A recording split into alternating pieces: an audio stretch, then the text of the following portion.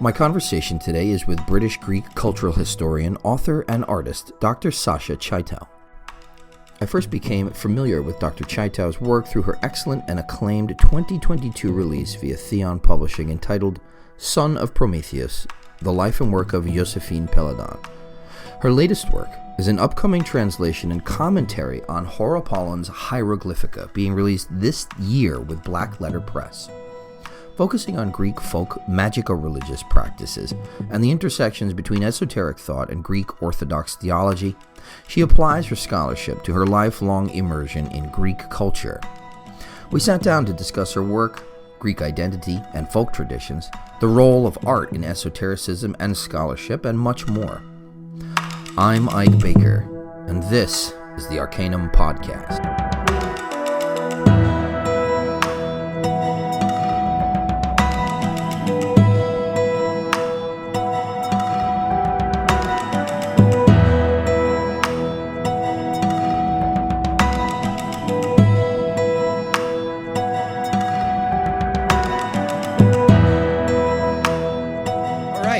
I'm here this evening with Sasha Chaitow, and it's a real privilege to be speaking with you this evening. I want to thank you sincerely for being here.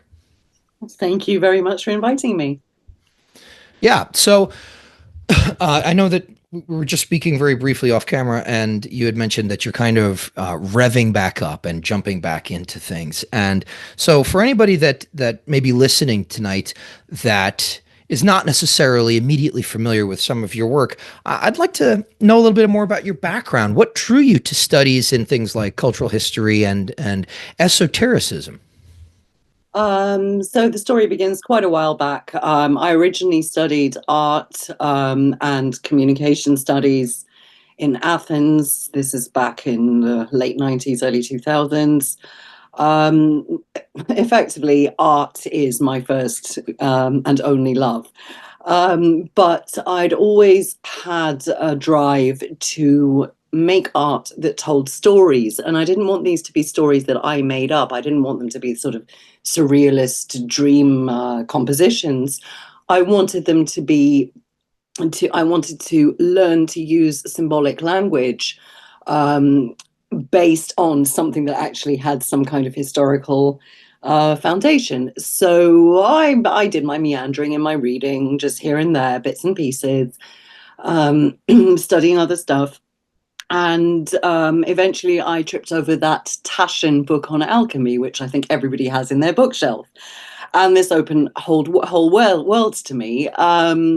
And one thing and another, not knowing there was such a thing as Western esotericism, but sort of nibbling around the edges, I discovered the MA in Western esotericism at the University of Exeter. This is back in 2005. I'd already done my degrees. I already had a master's in English literature. I was already working as a teacher, already doing some writing, and mostly like focusing on Greek philosophy, things like that. I had a minor in philosophy, and I jumped in head first, did the master's at Exeter, started organizing conferences, did a couple of conferences in Greece. This is back in 2009, 2010. All the sort of scholars of the day, esoteric scholars, came over. We had a whale of a time. It was an absolute blast. Started an online sort of teaching venture off of the back of that, although this was in the very early days of online teaching. This is back in, again, 2010, thereabouts. And then went on to do my PhD, which it wasn't my first choice of subjects, which will make sense eventually, but I ended up focusing on the French occult revival and the work of Josephine Peladon, because there was a lot of material sort of about some of the other figures, but nobody had actually done a fresh study on him. So I basically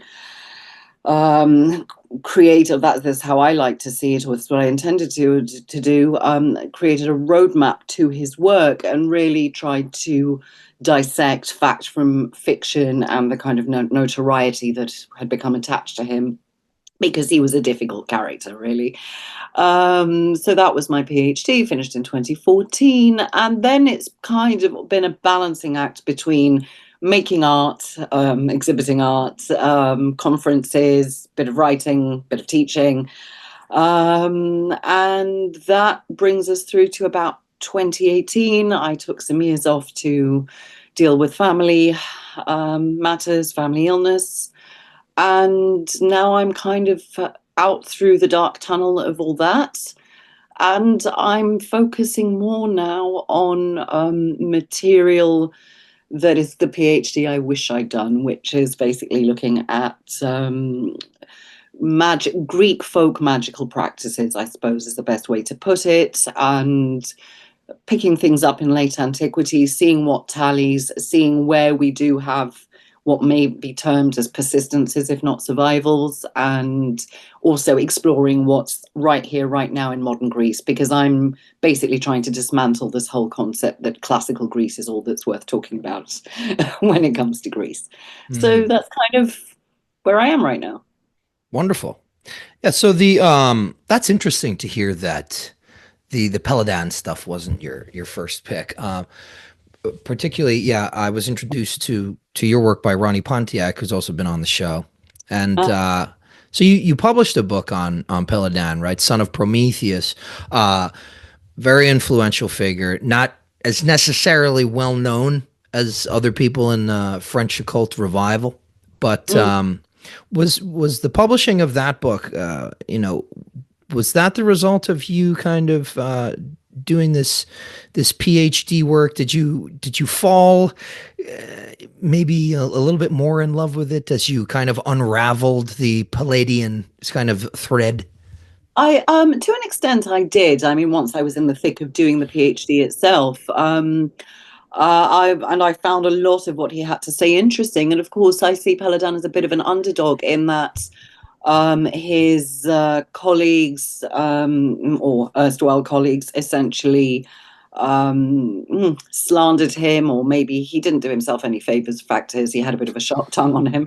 But by the same token, he put out some wonderful stuff, and he had a vision. I mean, he was almost a stereotype in that he was this really eccentric visionary, but who, going on his writing, and believe me, I've read most of it, Mm, really and truly earnestly believed in what he was doing, regardless of the fact that he himself realized at some point that he went about it the wrong way. And I kind of had a soft spot for somebody who so heartily believed in what he was doing. So that kind of drew me to it. And I'm a lot of people have said since the book was published that, oh yes, you're his redeemer. You know, I've even been called Paladin's daughter in one of the. It was a positive review of the book, but I was like, I wish they hadn't done that. Because people seem to think that I've kind of taken this very sympathetic approach to him. But I really haven't. I think I've just allowed him, I've made space for him to speak for himself. And I've right. selected parts of his work and contextualized it so that folks looking to learn more about Paladin and get behind the kind of stereotypes and all the things that were said about him can actually understand who he was, or what he tried to represent from his own perspective. That's all I've done. I wanted to give him Right. space to, 100 years later, sort of speak. There was a large gap between finishing the PhD and publishing it. Like I finished in 2014, but didn't publish until 2022.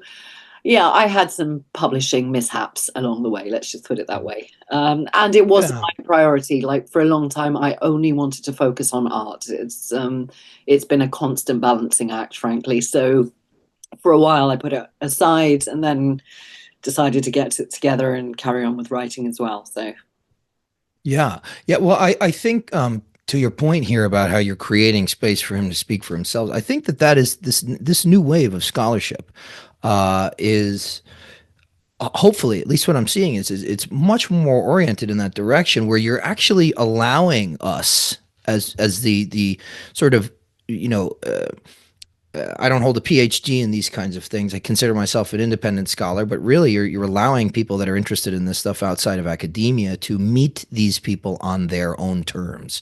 And we have a lot of it's a far cry from the scholarship that has been around for the last 100 200 years. You take, for instance, just picking up E.R. Dodd's translation of Proclus's Elements of Theology. I mean, the introduction, the first third of it is him apologizing for translating it. It's just very interesting to see that you're bringing these things to light. I think it's more intellectually honest. I think it ultimately will help us to really firmly, instead of curating these things museum style, and saying, but lending itself to utility and maybe the future, some of these ideas and these currents of thought. I'm really glad you brought that up, actually. Thank you for highlighting that, because this was something that I've been arguing about since I was doing my MA in literature. Really, I mean, I would argue with my professors, I would argue with my fellow students, because especially when we were being taught literary theory and we were being led to do, and also in art history as well, because I was at two colleges, two universities at once for one stage, which was fun, hard work. But what increasingly irritated me, and it irritated me especially then when I was doing art exhibitions as well, was the way that art historians would read into art of those long dead, fair enough, but ascribe sort of motivations and thoughts, and you get exactly the same thing happening with the whole death of the author conversation in literature.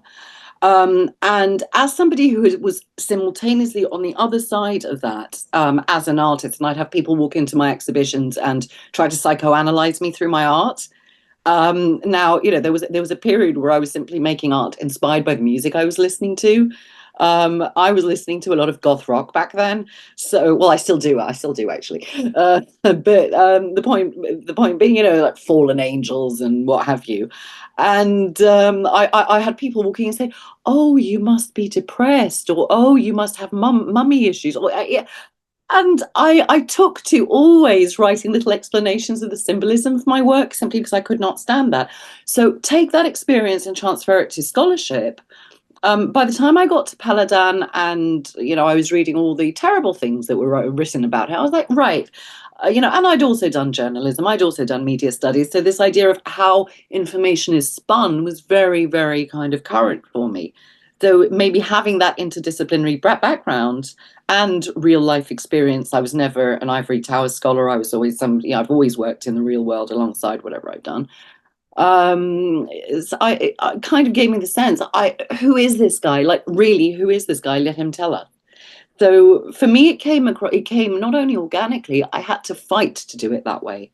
My professors did not want me to do it that way.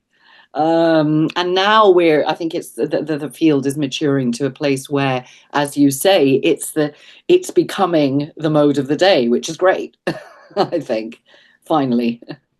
Yeah, slowly but surely, and we thank your efforts and everybody else out there that's fighting that fight. So I'm interested, right? I mean, the two of us sitting here, ethnically Greek, I'm very much interested in some of your research on Greek folk magic. Now, I don't know how far you want to show your cards there just yet, but definitely something, right? Greece is a predominantly Christian country in the present day, is as far as my exposure to that culture goes. But there's so much there. Like my yaya, when I would get sick, she would use herbs and incense and prayers and things like. It's almost like powwow, right? There's a very folk approach even in Orthodoxy that I think a lot of people aren't really aware of. So, I mean, what was your starting point? What was the trailhead for your researches into Greek folk magic? Did you grow up Orthodox or? So, on paper, I grew up Orthodox. Neither of my parents were Orthodox. But when you are going to live here as a family and with a child going to school, it's in your best interests to have that child baptized just for the sake of the piece of paper sometimes. There are whole cultural layers to what that means. I've just christened a little girl for a little girl from an Albanian family, but they've lived here, like she was born here, they've lived here forever. But she's the first in the family to be christened. It is the layers of meaning on a social level and on a socio-cultural level go way, way, way beyond religion. And I think that the kind of I'll answer your question. I'm going to come round Sure, round the sure. one, if I may. I think the first thing that really, really needs highlighting, especially to an international audience, an predominantly American perhaps audience, I don't know who's listening out there, but even to a Western European audience, is what does Christianity actually mean in a given context? Because we use the term Christian, and most of Europe is predominantly Christian, or I think it is. Greece is predominantly Christian on paper, 90, maybe 92% Greek Orthodox. England is still a Christian country. The States predominantly, I assume. I don't even know the statistics there. But Christianity means something very different in each context, is what I'm trying to get to here. So, Christian in Italy is not the same as Christian in Sweden, and certainly not what it means in Greece. So we tend, and I think we do it just because it's easy to talk about paganism, say, versus Christianity in any context. But I think especially in the Greek context, it's really important to understand what that means. And when we're talking about Greek Orthodoxy specifically, to understand, it's not the same as other Orthodox churches. There are other Eastern Orthodox churches. There's the Russian Orthodox Church. There's others too. But each one of those has had its particular evolutionary trajectory, and that translates into different attitudes on the ground. So what that boils down to then is, yeah, sure, Greece is an Orthodox country, an Orthodox Christian country, but within Orthodoxy, and this is the absolute beauty of it from my perspective, from where I'm sitting, because of the various historical the historical fermentations, I'd say, that have happened, there is a heck of a lot that got embedded and integrated very early on. I'm talking 5th, 6th, 7th century, of pagan practices got embedded into Orthodoxy. There are recognizable deities that now have the names of saints. Okay, and even the church acknowledges this. So I just did a lecture. Well, it was for a closed group, and I will be doing a developed version of this this summer, but elsewhere. But I've also got a piece up on my Substack where Hecate, also known as Hecate, but the proper pronunciation is Hecate, has been transformed into Saint Barbara. Okay, we can prove this. You see, even aspects of her worship are the same. So you talk about the incense. It's used exactly the way it would have been used centuries and centuries ago, and it is used in partly for exorcism, and partly for cleansing, and partly for and for healing. All sorts of uses, and different incenses for different uses as well. There's divinatory practices, there's spells, there's folk grimoires that have been in circulation forever. We again, here I don't quite want to reveal all the detail yet, but we have a number of grimoires in translation in the Hygromantia that John Marothakis translated with Stephen Skinner and so on. Yes, but there are also, and that's one of the big ones, that particular manuscript. But there are also folk versions from other sources where there's a crossover, and these are in people's homes. These are for sale in bookshops. Okay. Now, if you say to to an average Greek, oh, this is magic, oh, this is pagan, okay, they'll probably start swearing at you, or they'll make the sign of the cross or something. But it's very much a kind of folk magic and folk orthodoxy, much like, say, Santeria, much like Candomblé, in that form. And I've actually had people, like I had a Cuban lady on the talk I did the other day who actually recognized the parallels. So these are, you asked me how I came to it. It's been under my nose all my life. I've participated in these things without realizing. And I always, as my scholarship progressed and as I was doing other things, but had a particularly, I tend to observe a lot of things kind of through what I like to call an anthropological lens. And for years, I've been saying, maybe for over 10 years, I've been saying, there is so much material here, but there's a language barrier, and all things modern Greek keep being waved away by scholars who think that anything that mattered in Greece ended in the I don't know, in late antiquity, and now we're just a great holiday destination. And so there's a whole attitude that needs to be addressed and reevaluated when it comes to what even is modern Greece, you see. And so that's kind of what I'm taking on here. Yeah, I mean, it's definitely something I'm a little bit more acutely aware of, just because I'm interested in these subjects, and I'm also, ethnically Greek. My father was from Greece, and my mother's family was from Sicily. But I was much more. We had more of the ethnic culture of Greece in my house, and it's surprising me to find in I don't know if this is the right word, but living in Western society, Greek culture goes through this like almost Anglophile lens, particularly in academia, at least when I was a kid, in the 90s, and I find it to be really radically convoluted, radically misinterpreted. I love the fact that you're talking about the proper pronunciation, of the Greek names. I try and do the same. But one of the things that's really been irking me is this idea of the Greeks as, the antique Greeks as colonizers, and sort of being.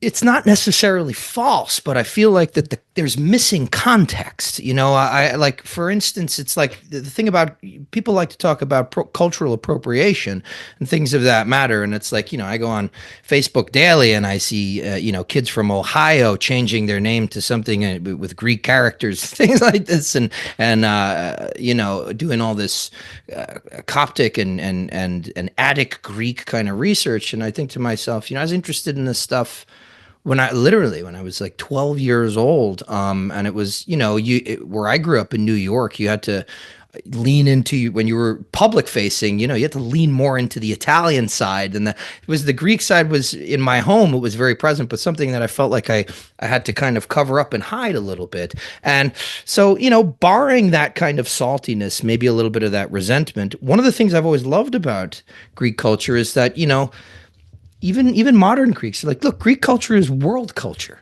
It's everyone's culture. This is for everyone. No, it's not. No, it's not, because what is for everyone and what is world culture, in the sense that I know you're saying it, okay, and you get a lot of the time, and it's so well meant, and it's said with admiration, and it's said with enthusiasm, and it's probably said with love and passion, is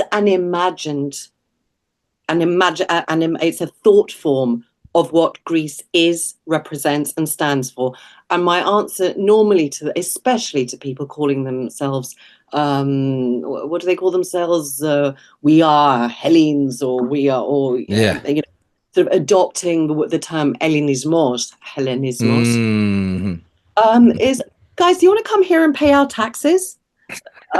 Seriously, okay. Do you want to come and see what the roads are like? Do you want to see what it's like to get into on television? Not on television. For the past week, okay, there has been a public debate, televised, There was an art exhibition, and this is exactly, this kind of epitomizes what I mean. The National Gallery of Athens, National Gallery of Art in Athens, put on an exhibition called what is it? The attraction of the otherworldly, and it was supposedly inspired by or after Goya. 80 odd pieces of art in the room. All right, 4 of them resembled icons, but with very distorted features, vampire fangs, you name it. Resembled icons, I say. A minister of the Greek parliament from a smaller right-wing religious party, but they do have seats in parliament, broke into the gallery, tore down the paintings, the works of art, because they're kind of collagey, smashed them.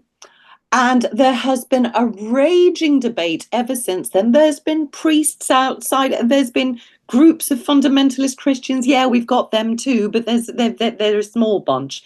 You've got groups of fundamentalist Christians out there with their crosses and their icons chanting. You've got atheists out there waving banners. You've got pagans out there saying, hey, we're here too. You've got, and the debate that has raged for the past week, Greece, everyone's culture, what we are is a very, very peculiar culture with which you can understand from the inside. You understand if you live here long enough. I've been an expat. I've been a Greek expat until I was 18. Then I came running back and never left again, really. And so I've been here for, well, a good long time now. I won't give away quite how many years. But the point being that unless it's like you can't understand the differences from one state to the next in the States unless you live there. All right, I don't know what the difference is between New York and Wisconsin and Texas and British Columbia or wherever. Okay, but I bet, like, you know, is British Columbia in Canada? Canada, I may have got that wrong. Yeah, it's North America, though. North America. See, I don't even know where the darn border is. So you see, you know, but when I imagine American culture, oh yeah, Disney, that's for everyone. So unfortunately, there's this Disney version of Greece that people have in their heads, and they keep missing the fact that we're real people with a real culture that is not invented, that is not a corruption, it's an evolution, because all cultures evolve. Okay, and is Shakespeare a corruption of the, I don't know, whoever the British were before the 15th century, you know, the Britons, exactly. And the fact that the Normans invaded in 1066, does that then mean that everything post 1066 is a corruption? Well, it is for the Celts and it is for the indigenous peoples, but that's what history does. History moves. Peoples evolve, languages evolve, ideas evolve. And the fact is that here, because we've had a very weird kind of historical trajectory, we too have evolved, and we've also preserved bits of the past, not in the sense of revivals, but in sort of the weirdest of underground channels, mainly passed down through matrilineal lines, mainly through women in families, and through traditions that people don't even know why they hold. They just know that they're important. So you see, these are the things that make us who we are. It's interesting too, because a lot of I didn't really know my grandfather very well on my dad's side, but my yaya, she died when I was pretty young, but I still remember living with her, and one of the things that you know, my dad and my mom would tell me about how she had this tradition where she would read tea leaves, which was very, very striking to me. Apparently, a lot of the women in her village would do, and that's another thing people don't realize. Like I'm once removed. You know, my father grew up in the Agriña region and in the mountains up there in a very tiny village called Matsuki, and I went back many times, you know, 4 or 5 times with him. And I can't believe that a modern person came out of a village like that, and it's still there with the same cultures, the same bloodlines. There's chickens, there's donkeys. Somebody like me, I lived in New York City for most of my life. That's a paradise to me, and it's really interesting how to my father though he had to get away and come to New York City. So yeah, Greece is very interesting. It's very complicated. I will say one thing: every time the plane touches down on the tarmac there, I my entire body breathes a sigh of relief. I truly feel home. To the point really where, and I don't want to get too far off topic, to the point really where at this point we're contemplating getting married in Greece next year. So yeah, I miss it so much. I love it. So I think you're very, I think that you're very blessed to have made the decisions that you made and move yourself back to that place. Well, it's not always easy. The on the ground reality is another story. That's We get everywhere. America's nuts too. this is true. But at the end of the day, as you say, okay, I'm actually on the edge of a village. I'm not even in a village, but the village where my grandfather's family settled is just up the road here. So I'm as close to it as it gets. I'm just on the coast rather than up the mountain, and it's where generations of my mother's family lived and died, basically. So and yeah, it's chickens, donkeys, and a lot more tourism here than Agrinio. I'll say that, but yeah, Yeah. over tourism, unfortunately. Yeah. Another thing that kind of that interests me in terms of, this might be a little vanilla, but I'm always interested in um the question for me has always been, and I'm just interested to hear your take on this. The question for me is in antiquity, how do we define what it meant then to be a Greek? Was it the language? Was it the polis, right? The system of the city state? Was it? I don't know. I have my doubts about the religious worship. If that made someone a Greek, because it was very very they incorporated a lot of things, and it covered a lot of Anatolia, Ephesus, and all that stuff. It was very Greek, mainland Italy, Magna Graecia, for a long time. But what in your estimation made someone a Greek? Was it just the language? It wasn't just the language. There's two parts to this. The first part is when in history, okay, because everybody tends to kind of harken back to Herodotus, and his definition of Pan-Hellenism, which was the idea that it was language and um, having Elliniki pedia, having a Greek, is not just education, it's acculturation, I would say, and education together. And but in terms of religion, it wasn't religion as in, oh, but you worship Poseidon and I worship Athena or something. It was holding the same things sacred, which meant that even if you worship Poseidon and I worship Athena, we respect what is sacred to each other. That, incidentally, in parenthesis, is what sparked the whole kerfuffle over at the National Art Gallery, because it was felt that, okay, even if you don't believe what I believe, you have to respect it as sacred to me. That is the crux of this, and that goes right back. And to the ancient as to the modern Greek, the sacred nature of hospitality. It's the sacred nature of respecting the other person's home and family. Taiera, okay, basically. So if there's a great book, and I've forgotten the name of the author now, and he's Greek. It's Kostas. I can't remember. It's Cambridge University Press, and it's Greeks and Barbarians is the title. Very, very new, I think, 2019 or thereabouts. And he's one of the authors who gives an excellent rundown of how what it means to be Greek has changed through the centuries, but you can still boil it down to these things. You can't boil it down to religion. You can boil it down to language. Language is a part of it. But even if you speak broken Greek, it's okay as long as you get the kind of subtextual codes. So it's codes of behavior. It's if you're visiting someone's house and you're offered food, you cannot refuse it. If you are, if, as I say, something is sacred to somebody, you cannot disrespect it. There are certain unbroken codes like that.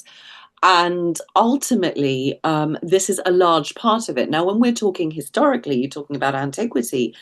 By the time we get to late antiquity and what we call Hellenization has spread, yeah, deep into Anatolia, Black Sea, up to the Black Sea, down into North Africa, across Alexandria, sure, Magna Graecia, even as far as Marseille once upon a time. This is not a hostile takeover. This is not, we're coming with swords and fire to resettle you. All right, this began with trade. It may have begun with, okay, there's not enough space for us in our city state. Let's voyage and see what we find. And starting in deep antiquity and moving into the kind of mess that we get in the Hellenistic period onwards, what you get is a form of cultural exchange where quote unquote Hellenization spreads almost organically. It's not, this is something that I see in some scholarship, and I'm really bemused. It's like, Hellenization subordinated and so on and so forth. Not really. Not really. Subordination means something completely different. Let me tell you about the Ottoman occupation of Greece. It means something else entirely. And we find, and this is also something that I spend a whole chapter on in my new book that's coming out soon. For example, talking about late antique Alexandria, 5th century, Greco-Egyptian syncretism. You have this very interesting kind of it's not a full integration. You can still recognize which parts are Egyptian and which parts are upheld by native Egyptians and which parts are Greek and are used because they're useful, because they're a veneer, because when we're talking Greek philosophy, when we're talking Neoplatonism, sure, that's Greek, but it's very, very strongly infused with Egyptian thought as well. And there's nothing wrong with admitting that. There's nothing wrong with quite the Yeah, opposite, frankly. absolutely. And some might say, well, it's not really Greek then. Well, it's one version of the ferment and cross-fertilization of cultures, cultural exchange. I live, I have a cross-cultural exchange with my Albanian goddaughter's family and with my German neighbors and with my British expat neighbors down the road. It doesn't mean, it's when you're neighbors, you exchange, you talk. And of course, in that period, and of course, it's more complex than that. I think it's glorious the way this led to a kind of cross-fertilization and evolution of various I don't know, flowerings of philosophy. You wouldn't have got Neoplatonism in its form if it wasn't drawing on Middle Eastern rituals, if it wasn't drawing on Egyptian material, if it wasn't somehow drawn together with Platonic thought. It may never have come together in this form. So some see it as a corruption of some pure line of something. I see it as a very natural result of what happens when cultures mix, really. Yeah, and I think that understanding that you have there would be, at least from my research and my reading, is quintessentially, a Greek attitude in antiquity. Is this idea of, yeah, like this is like life happens, and what's continually surprising to me, and I am very much on the side of academia coming together with practitioner communities, the right kinds of practitioner communities, not just, you know what I'm saying. I don't have to go any further, but the thing is, I am continually surprised at sometimes how reductive Some scholarship can be in that vein where there, this idea of just everything that you've said, and it's, I think that's something that we're going to have to work through if we want to get to a clear picture of what happened, what's happening, and how we move forward. And I don't think. And this is more of a social commentary, and we don't have to go down that road. But I think that you're talking about neighbors and this kind of interaction. And I will say in the United States in particular, the concept of the neighbor it's not as communal as it used to be. It's kind of like, particularly living in New York for as long as I did, it's like these aren't your neighbors; these are people that are in your way, and so that abstraction from real life, from person to person interaction that is facilitated and really exacerbated by technology now. I think it's making people have to sort of compartmentalize their views, and along with their experience, it has been abstracted from the reality. And so I think that your voice academically is very, very needed, not just in terms of Greek, recontextualization, but the way that we have to adhere to these, quote unquote scientific and these historiographic methods, and uphold them to their highest integrity, and not just kind of have this lazy scholarship that really ensconces us in our own biases. I think that's really important. So I appreciate everything that you've and I can feel the passion that you have for it too, which I like. Thank you. Thank you. Well, the passion comes from the fact that I'm very, very irritated, actually. You irritate me, and when I get irritated, I get creative. But again, thank you for bringing that up, because you've basically hit the bullseye there. You're describing metropolitan post-industrial societies. That's what you're describing. I've lived in London for years. I've lived in Athens for years. Okay, in Athens, you end up in your neighborhood, you end up in a form of a Greek village in some neighborhoods. And not Athens the way it is now, perhaps, but even the Athens that I knew, this is back in the early 2000s. But I don't know if it's like that, obviously, in other cities. I haven't lived there. But culturally, it kind of ends up being a little bit like a village in some parts, and especially in the suburbs. But when, again, you're describing very highly industrialized countries when you're talking about the US, to the extent that we can talk about it, to the extent that we can generalize, because generalizing is never a good thing. But the US, the UK, most of Europe, most of Western Europe. Talk about Greece.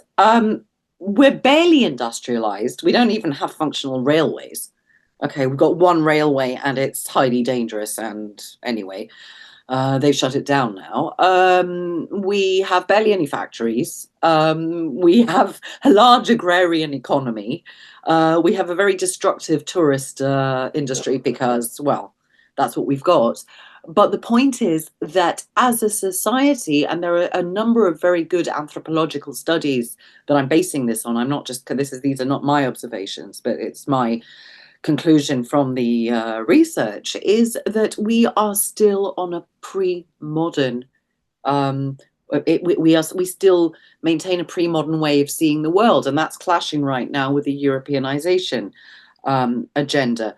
But in relation to what you're saying about scholarship, again, these are observations that I can that require breaking things down to all this detail. And I think that disciplinary boundaries have a lot to do with the reductive issue that you're talking about, because when you've got somebody who's taking a strict, say, classics approach to something, and they're trying to discover something only through the texts, only through the manuscripts, it's very easy to forget that real people surround these manuscripts.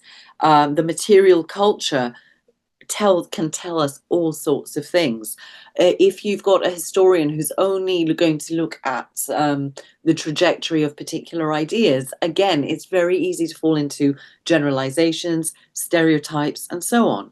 And I think that's where scholarship is now waking up. And I mean, you see the work being done at where is it? Is it Erfurt? especially the whole fresh conceptualization of historical research as entanglements, as complicated, as messy, and not these clear-cut disciplinary lines. Okay, so I've just, like I said, I've just finished a book on a particular manuscript, a particular late antique manuscript, Horapollon's Hieroglyphica. Okay, but I didn't stick to just talking about the text.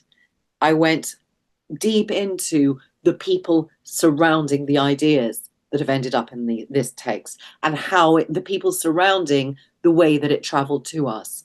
Because I felt that this is the only way we can understand anything about it in the absence of the information that's lacking. As for the practitioner scholar thing, well, again, that's one I've been fighting for too many years, and I'm getting very tired of saying scholars and practitioners have different end goals. They're doing different things. There is no reason to be at odds, because when you're a practitioner, you know, whatever your path, you're doing it for you and your own spiritual development, or whatever it is you're looking for in life. When you're a scholar, you're looking to understand how things work. These things do not need to be at odds. And just because a scholar says something doesn't mean that the practitioner needs to listen, and vice versa, though. Yeah, yeah. No, that means a very good point. You know, this may be a little personal, but I'm just curious. Would you in any way consider yourself a practitioner of any of this stuff? Do I have to answer that? No. Well, you know, for many years I would have said no, because you know, when I hear practitioner, I automatically think ritual. Okay. But I would challenge absolutely anybody to come with me to church on a Sunday, which I don't do often. But I would challenge absolutely anybody to come with me to a Greek Orthodox church on a Sunday and tell me that what they're seeing is not theurgy in action, Right. because okay, and which is one of the most sort of blatant points of evidence as to, and it's not that it looks like, it's not that it resembles. We can trace the historical absorption and integration, which is a lecture I'll be delivering at the international whatnot conference in Poland in summer. And there's a round table we'll be doing at the SWA conference on that as well, on, well, orthodoxy and esotericism. So, you know, do I, or have I always kept certain traditions, not always knowing what they were, but then I got curious? Turns out they're magic, of one kind Yeah. or another. Yes, I have. Did I always know that they were? No. I just thought they were things we did. Did I go out on New Year's Day and dig up a particular type of wild onion because it brings good luck for the year and keeps away certain illnesses? And did I wrap it in a red ribbon and mutter a few things? Of course I did. Yes. But do most of the women around here do that too? Yes, they do. Okay, so from that respect, I guess I've always been a practitioner, and so is my mother, and without knowing it, and she'd have denied it, you know, point Yeah, blank. it's interesting. You know, I see a lot of people, especially, and this is just speaking of my own experience here anecdotally, but I see a lot of people now in esotericism on the practitioners. But you know, there's this line now. There's this new kind of archetype. Well, it's not new, but it's experiencing a resurgence of the practitioner scholar. And a lot of these people, they'll kind of point out certain things to me, like, "Oh, that sounds a little superstitious." Listen, you don't need to try and harmonize, like just like you're saying. You don't need to try and harmonize your practitioner theory and ideology with postmodernism, because according to postmodernism, if you believe in any of this, you believe in all of it. So let's not, you know, let's not. Oh, exactly. There's that too. There is that too. Well, there's that. Then I'll say, you know, have I seen the inside of a ritual space belonging to one or other esoteric organization? Well, I may have done on occasion. Have I held degrees in such an organization? I may have done. You know, but that's my business, really. And then there's art, and art is a supreme act of creation if you see it that way and if you follow it in certain ways. That now, All of this stuff is superstition from a Mhm. certain vantage point. Right. Okay. All of this stuff is mumbo jumbo from a certain vantage point. Um, and all of this stuff is vitally important for remaining connected to nature from another vantage point, you see. So, vantage points and vantage points. So, I suppose it depends how you define practice in one way or another, I think. Yeah. Yeah. And I think what I was trying to maybe tease out was a little bit more of how maybe your artistic practice, because I've seen some of your stuff. I love it. I don't like everybody's work artistically, and I'm not afraid to say that, but I really liked what I saw of yours in this kind of your own sort of icones that you make and things like that. Very, very nice. And you know, I also know that you've spoken about how Peladon said art is the great mystery, right? And so, in my own experience as a musician, I transitioned with relative ease from music to magic because the two are related on the level that is, I want to say, pre-verbal. It's a Yeah. pre-discursive, and so I'm wondering how your artistic practice dovetails with your studies, even any of that stuff. Well, as I say, it was the starting point and it is the end point. And I am desperate to get out of the office and back into the studio. I've been out of it for far too long now, because life. But I tend to conceptualize in images. I see ideas as images. I'm synesthetic as well, so I see ideas as images before I see them, before I can verbalize them at all. So that's a fair point. Your example of pre-verbal expression. When I was training in art, it was in a workshop where they also taught icon painting, and I learned a lot of the techniques, but I also learned a lot of the philosophy and the theology that goes into it, and it fascinates me. And we don't even need to bring Christianity into it. This is why I say we've got to be really it's an unfortunate label because of the connotations. But the theology of icons basically draws on the theurgic perception of statues and statue animation, and the icons are animated in exactly the same way. It's the evolution of. So I've painted many icons, and it's a technique that does it has impacted my style quite a lot, because what you end up creating is basically a portal where whatever you're depicting spills into the present. There's something very, very magical about the way the composition works and the colors work and um, the communication, if you like, with the figures. And they don't have to be sacred figures. They can be human figures. They can be animal figures even, but there's something in the composition and something in the design where you end up creating something that literally becomes a portal and literally becomes a receptacle. When it's sacred icons, it is fully intentional. And you've got the whole dimension of you are a creator in the image of the creator, whatever their name is. Okay, now how does it get more practical than that, I ask you? Yeah, I yeah, don't and what? words. I don't need to say incantations. I need to sit down in a comfy chair and pick up my brush, and I'm Mhm, gone. But mhm. whatever is coming through is there. You Yeah, see. So yes, how do you absolutely. get more practical than that? Yeah, that flow state where it's kind of the in the Phaedrus, right? Socrates tells Phaedrus, no musician will ever enter the temple of the muses by art, and by art he meant techne. What he really, so he's talking about Yeah. you must perfect the techne, the craft, to the point where you can be inspired, and that inspiration, that receptive flow state, that's the whole reason we learn little things like scales and notes, and of course color theory, and which tools to use, and actually what you're describing with the image making, it sounds very much like the construction of talismans, talismanic images and things like that. That's exactly, but that's where talismanic uh, creation, well, yeah, construction comes from, because we're drawing on late antique Egypt at this point. You see, and Hmm. it's simply evolutions of the same. Now, if what is depicted is different, but especially with icons, you can boil an icon down into talismans. You can buy talismans at church shops.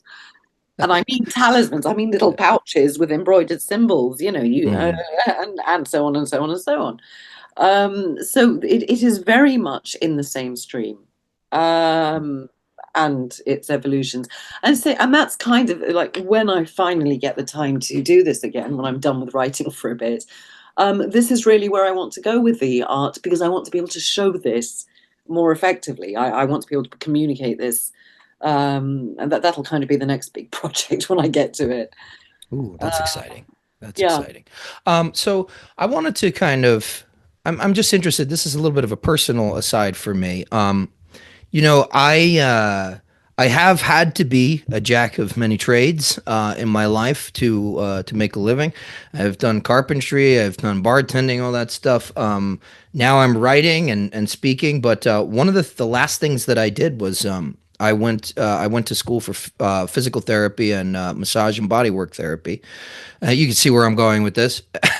And I also studied Chinese medicine and acupuncture. It was part of one kind of this, I don't know, Yeah. side quest that I was launched on when I was first initiated into the Hermetic Order of the Golden Dawn. It just kind of, this thing rolled out under my feet.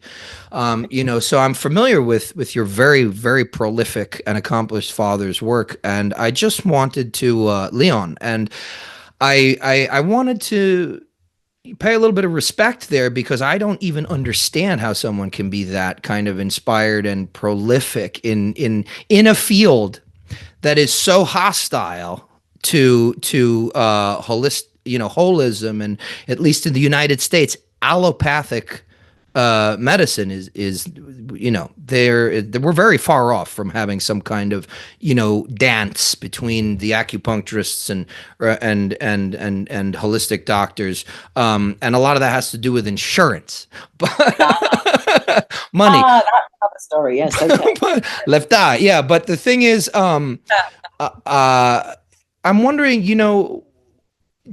you had to have learned some things in either how to approach academic studies, or how to write and things like that. What are some of the major lessons that having a dad like that taught you? I'm interested, very selfishly. Oh, I don't know where to start. Well, thank you for a start. That was a nice surprise. I don't get to talk about him much anymore. Um, well, first of all, yeah, I'm very blessed in that he always told me there was nothing on earth I couldn't do, and I believed him to this day. Yeah, I know not all girls get a dad like that, but I did. My father fell into osteopathy kind of sideways, because he was very undecided as a young man, and the magic he found in osteopathy, studying in the UK in the 60s, with more than a brush with, I think, Eastern philosophies as well, more than a brush with theosophy. He claimed to be a Krishnamurtiite most of his life. Oh wow, I didn't know that. We have some very interesting parallels, my dad and I, in that respect. Yeah. And he came from an osteopathic family, and at some point he began writing and writing and writing. And his secret really was synthesis. This is what my dad did well. This is what I do well. I think that's inherited. I don't know necessarily remember ever being taught that, but we did used to talk for hours and hours and hours.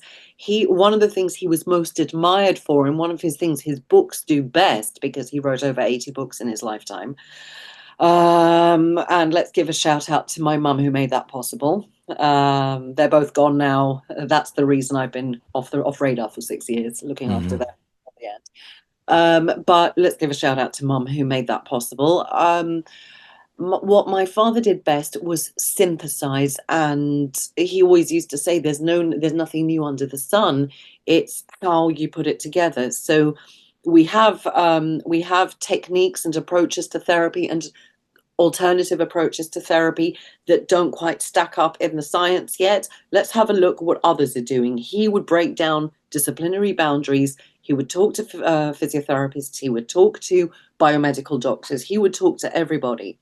And one of the most important things that he achieved really was to foster, and he what's the word, established this journal, which eventually got listed in PubMed, so it got formal recognition, to develop the research evidence for manual therapy techniques, bodywork techniques, and so forth. And it's still going, although I ran it for a few years after he passed, and then the publisher took it over, so it's out of my hands now.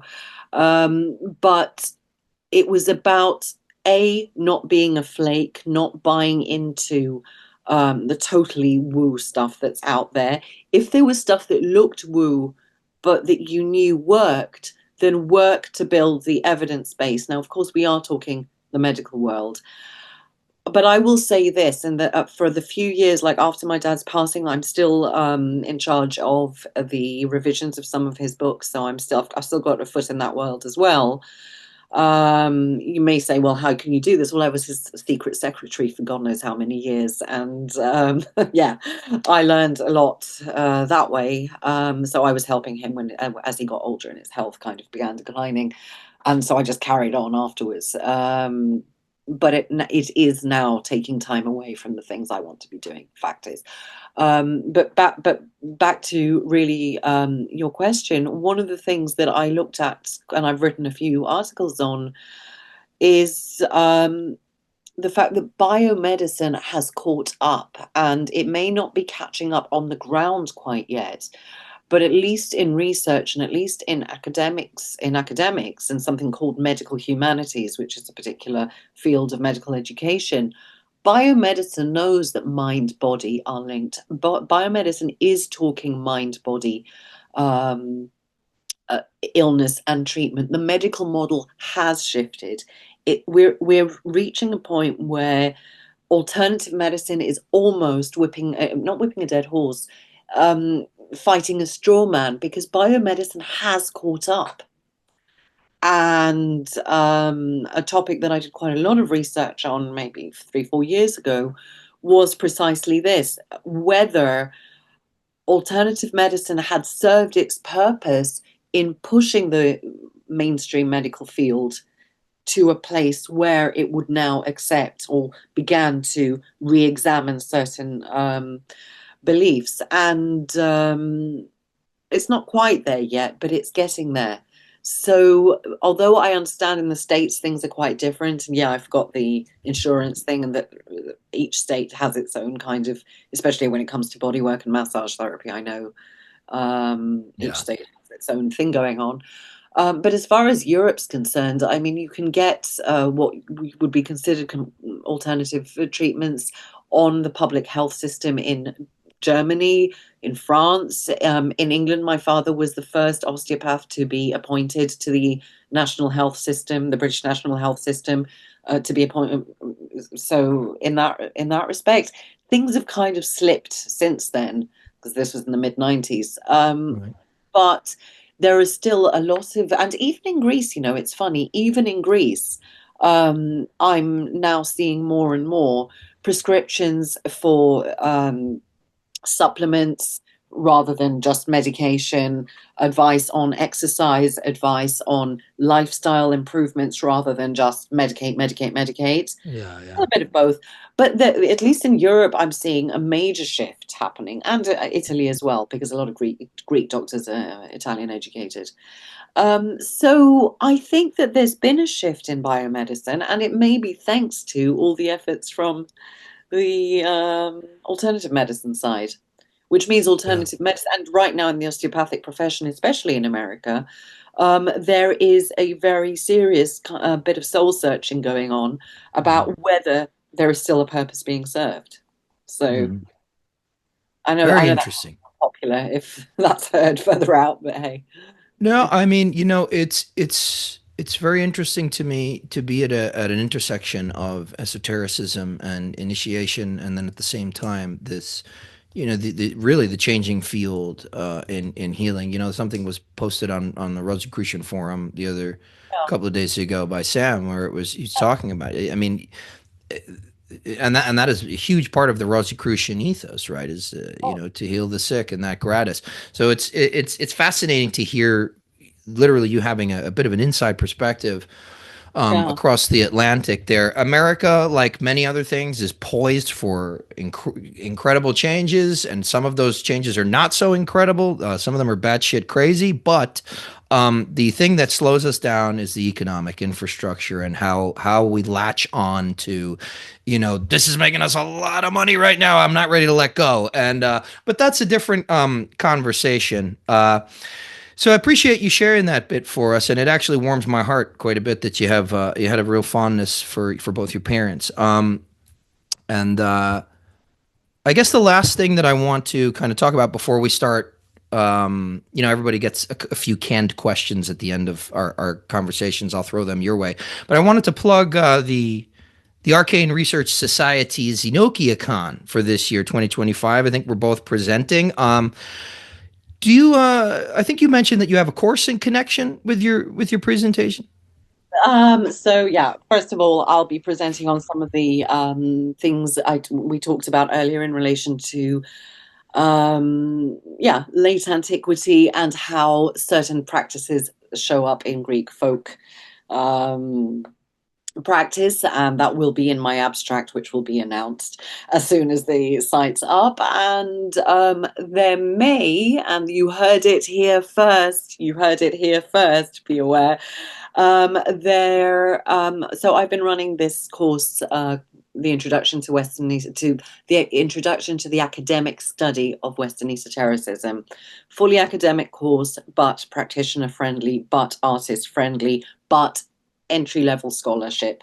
So think it's for scholars who from different disciplines who want a 101 on what the heck Western esotericism is all about. I've been teaching it for 15 years, and I'm bringing it to the Arcane Research Society. So you heard it here first, and folk will be able to check that out pretty soon as we're setting it up right now. Great. And Wow. oh no, NokiaCon is looking set to be absolutely fantastic. I wish I could be there in person. I can't, but I will be, zooming across the miles for this one anyway. But it looks like we've got a great presenter lineup. So I think people should be checking that out too. Yeah, absolutely, If they absolutely. fancy a few days in Vancouver or online too. Yeah, well, that's the thing. The caliber of presentations, it's worth it either way. I also spoke last year, which was online, and it was a great time. It was well attended, and a lot of conviviality. A lot of everybody was very. It just was a really great crowd. It was a good energy. So I'm looking forward to that again, and I'm absolutely honored to be in a lineup with yourself and Aaron Leach. Do you have anything else forthcoming that you want to mention, plug, talk about? Well, as I say, I've got my book on, it's a new translation of Horapollon's Hieroglyphica with a very hefty commentary, which looks to hopefully begin setting things to rights, because there's only so much one scholar can do. But we haven't had a decent English translation, I don't think ever, because there's the Alexander Corey, which is from the Victorian period, and it's got its problems. And the Boas that everybody uses is translated from the Latin. And I'm sorry to tell you this, but it's absolutely dire. So, well, it is. And I have tried to be as faithful to the original text as humanly possible while also contextualizing it. And I also have an introduction where I talk a lot about the way Greek material is perceived, all the things we were talking about in the beginning. So I really, really hope that it will help folk discover this amazing little manuscript that has been misunderstood for far too long. You see, I like underdogs. Um, I'm working on a new book, which will be a while yet, but I'm working on a new book on female quote unquote demons in the, well, not only the PGM, but also in late antiquity again, and the one that we find on amulets and that show up in Greek folk tales that are still being told. I'm generally looking at women's magic and female demonesses and how they got demonized and the all the stuff surrounding that. And I've got Mhm. three upcoming anthologies of Peladan's work, which I'm also, which are contracted by Theon. The first one I'm supposed to be submitting at the end of the year, so gonna get my skates on with that. And it's watch this space, basically. Watch this Yeah. space. And if folk want to have a look at my Substack, which is mostly free, they'll discover more about all the weird and wonderful Greek stuff that I've been talking about as well. Fantastic. So, last question. Everybody gets it. For anyone that's listened to our conversation this evening, we've covered a lot of ground as we normally do.